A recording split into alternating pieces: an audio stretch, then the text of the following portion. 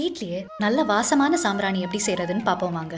சாமி பூஜைக்கு பயன்படுத்தின பூக்கள் எல்லாம் வெளியே தூக்கி போடாம வெயில நல்லா காய வச்சுட்டேங்க. நல்ல மொறுமொறுன்னு ஆகிற வரைக்கும் காய வச்சுட்டேன். இதோட சேர்த்து வாசனைக்கு ஒரு கைப்பிடி வெட்டி வேறு, கொஞ்சம் கிராம்பு, 7-8 கற்பூரம், 2 பட்டை இலை, அப்புறம் வாசனைக்கு ஜவ்வாது பொடி, இது எல்லாத்தோட காய வச்சிருந்த பூவெல்லாம் சேர்த்து மிக்சியில நல்லா அரைச்சிக்கிட்டேங்க.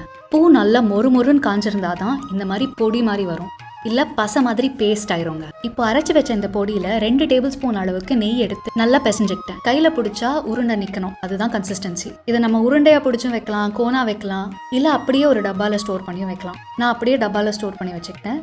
தேவையான போது மட்டும் ஒரு கைப்பிடி எடுத்து கோன் மாதிரி செஞ்சு அதை ஏத்திடுவேங்க. ஒரு 30 செகண்ட் கழிச்சு அதை அணைச்சிருவேன். அவ்வளோதாங்க, வீடே கோயில் மாதிரி மணக்குது.